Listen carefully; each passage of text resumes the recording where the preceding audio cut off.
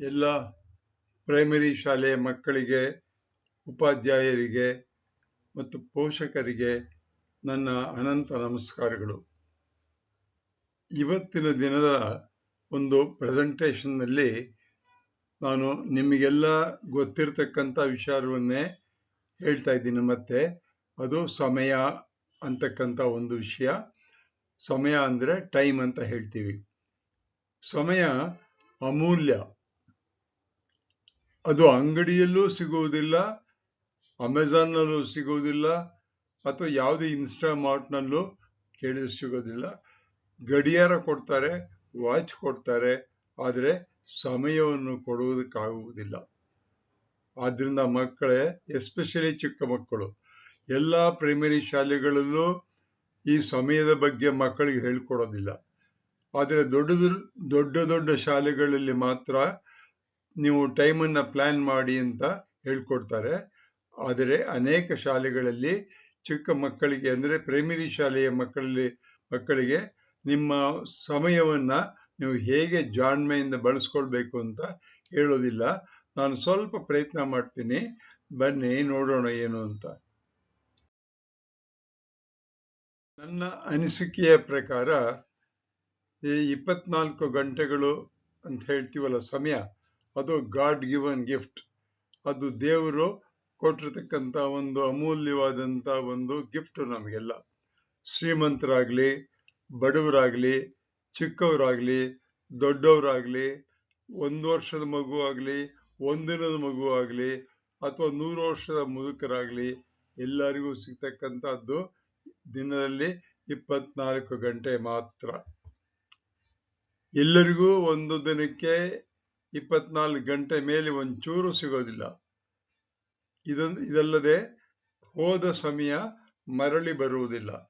ಹೋದ ಸಮಯ ಅಂದರೆ, ಉದಾಹರಣೆಗೆ ಮಕ್ಕಳೇ, ನಿನ್ನೆ ಸಾಯಂಕಾಲ 5 ಗಂಟೆಗೆ ನೀವು ಆಟ ಆಡ್ತಿದ್ದೀರಿ ಅಂತ ಇಟ್ಕೊಳ್ಳೋಣ. ಆ ನಿನ್ನೆ 5 ಗಂಟೆ ಇವತ್ತು ವಾಪಸ್ ಸಿಗುತ್ತಾ ನಿಮಗೆ? ನೀವು ತರೋಕ್ಕಾಗುತ್ತಾ? ಇಲ್ಲ, ಆಗೋದಿಲ್ಲ ಅಲ್ವಾ? ಆದ್ದರಿಂದ ಸಮಯ ಮರಳಿ ಬರುವುದಿಲ್ಲ.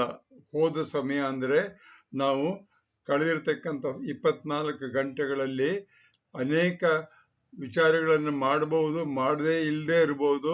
ಆದರೂ ಸಮಯ ಮಾತ್ರ ಮುಂದೆ ಹೋಗ್ತಾ ಇರುತ್ತೆ, ಅದು ಯಾರನ್ನೂ ಕಾಯೋದಿಲ್ಲ. ಆದ್ದರಿಂದ ಸಮಯ ಮರಳಿ ಬರುವುದಿಲ್ಲ, ಜ್ಞಾಪಕ ಇಟ್ಕೊಳ್ಳಿ ಅದನ್ನ. ಕೆಲವು ಸಾರಿ ಹಣ ಕಳೆದುಕೊಳ್ತೀವಿ, ಮತ್ತೆ ಸಂಪಾದನೆ ಮಾಡಬಹುದು. ಆಸ್ತಿ ಕಳ್ಕೊಂಡವರು ನೋಡಿದೀವಿ, ಮತ್ತೆ ಖರೀದಿ ಮಾಡ್ತಾರೆ. ಅಂಕಗಳು ಕಡಿಮೆ ಬಂದ್ರೆ ಪರೀಕ್ಷೆಯಲ್ಲಿ, ಮುಂದಿನ ಪರೀಕ್ಷೆಯಲ್ಲಿ ನಾವು ತಗೋಬಹುದು ಮತ್ತೆ. ಆದರೆ ಕಳೆದು ಹೋದ ಸಮಯ ಶಾಶ್ವತವಾಗಿ ಹೋಗುತ್ತೆ. ಇವತ್ತು ಸಾಯಂಕಾಲ 4ರಿಂದ 6 ಗಂಟೆ 2 ಗಂಟೆ ಸಮಯ ಇದೆ ಅಂದ್ರೆ, ಈ ಸಮಯ ಮುಗಿದ್ಮೇಲೆ ಮತ್ತೆ 4ರಿಂದ 6 ಗಂಟೆ ಇವತ್ತು ಸಿಗೋದಿಲ್ಲ, ನಾಳೆ ಸಿಗ್ಬೋದು. ಆದರೆ ಒಂದು ದಿನದಲ್ಲಿ ಕಳೆದಂತ ಸಮಯ ಮತ್ತೆ ಸಿಗೋದೇ ಇಲ್ಲ.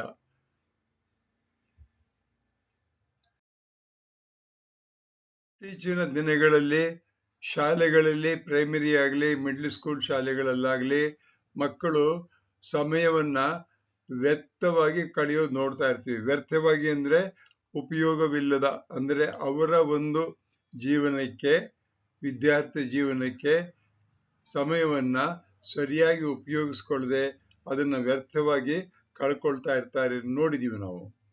ಹೆಚ್ಚು ಮೊಬೈಲ್ ಬಳಕೆ ಮಾಡ್ತಾ ಇರ್ತಾರೆ.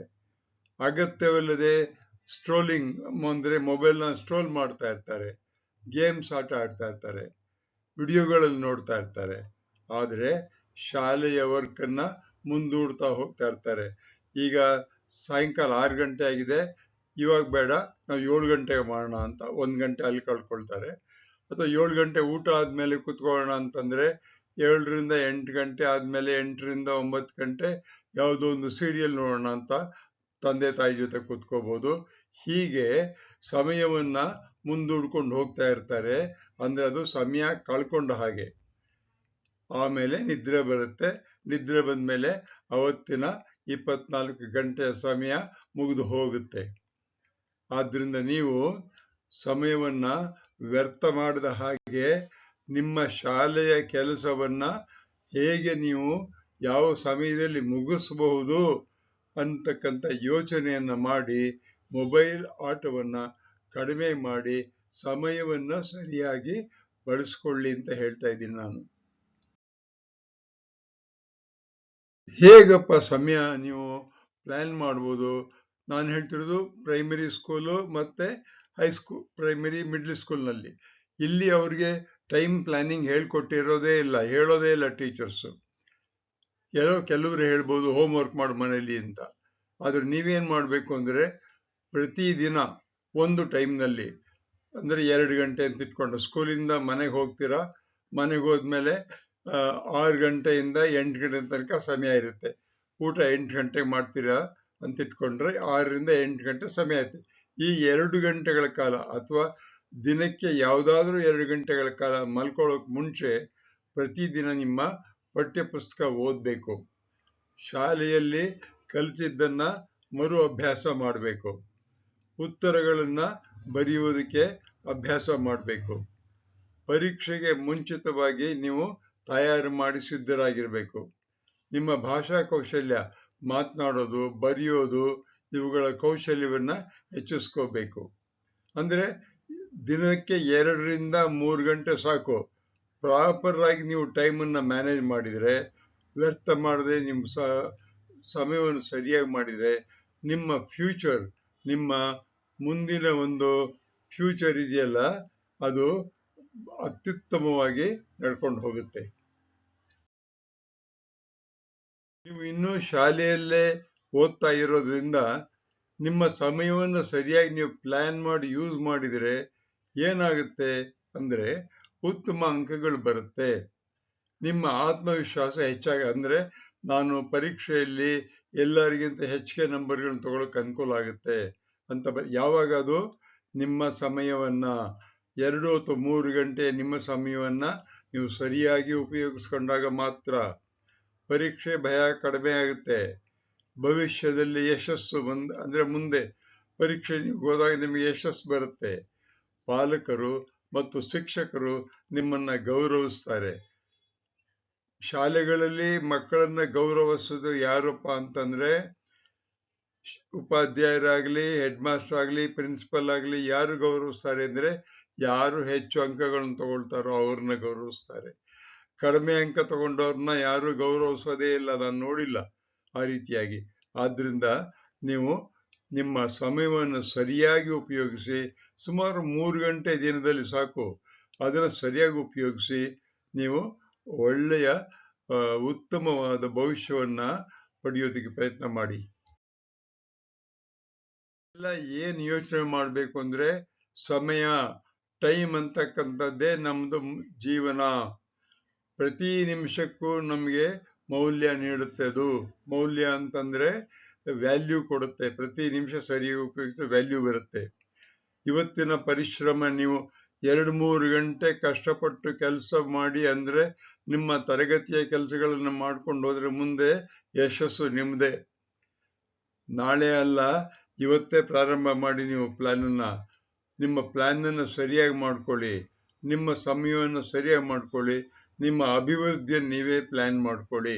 ನಿಮ್ಮ ಅಭಿವೃದ್ಧಿ ಆಗ್ಬೇಕಾದ್ರೆ ಒಂದೇ ದಿನದಲ್ಲಿ ಕುಬೇರರು, ನೀವು ಸಾಹುಕಾರರು ಅಥವಾ ಫಸ್ಟ್ ರ್ಯಾಂಕ್ ತಗೊಳಕ್ ಆಗೋದಿಲ್ಲ. ಪ್ರತಿನಿತ್ಯ 2ರಿಂದ 3 ಗಂಟೆ ಸಮಯವನ್ನ ನೀವು ಸರಿಯಾಗಿ ಉಪಯೋಗಿಸ್ಕೊಳ್ಬೇಕಾಗ್ಬೋದು. ಇದನ್ನ ಜ್ಞಾಪಿಸ್ಕೊಳ್ಳಿ, ಸಮಯವೇ ಜೀವನ. ಈ ಒಂದು ವಿಡಿಯೋವನ್ನ ನಾನು ಪ್ರೈಮರಿ ಮತ್ತು ಮಿಡ್ಲ್ ಸ್ಕೂಲ್ ಶಾಲಾ ಮಕ್ಕಳಿಗೋಸ್ಕರ ಮಾಡಿದ್ದೀನಿ. ಇದಕ್ಕೆ ಕ್ರೆಡಿಟ್ಸ್ ಯಾರಪ್ಪ ಅಂದ್ರೆ ಕಾನ್ಸೆಪ್ಟು, ಕಂಟೆಂಟು, ಡಿಸೈನು, ನ್ಯಾರೇಷನ್ ಎಲ್ಲ ನಾನು ಮಾಡಿರೋದು. That is doctor C G Nagaraja. ನಾನು ಪ್ರಿನ್ಸಿಪಲ್ ಆಗಿ ಕೆಲಸ ಮಾಡಿದ್ದೀನಿ ಬೇರೆ ಸ್ಕೂಲಲ್ಲಿ. ಇದನ್ನು ಎನ್ರಿಚ್ಮೆಂಟು ChatGPT ಮಾಡಿಕೊಟ್ಟಿದೆ. ಹೆಲ್ಪು ಚಿರಾಗ್ ರವಿಶಂಕರ್ ಅಂತ, ಅವರು ಕ್ಲಿನಿಕಲ್ ಸೈಕಾಲಜಿಸ್ಟ್, ಬೆಂಗಳೂರಲ್ಲಿದ್ದಾರೆ. ಪಬ್ಲಿಷಿಂಗ್ ಮಾಡಿರೋದು ಯೂಟ್ಯೂಬ್ನವರು. ನಿಮ್ಮೆಲ್ಲರಿಗೂ ವಂದನೆಗಳು. Thank you very much.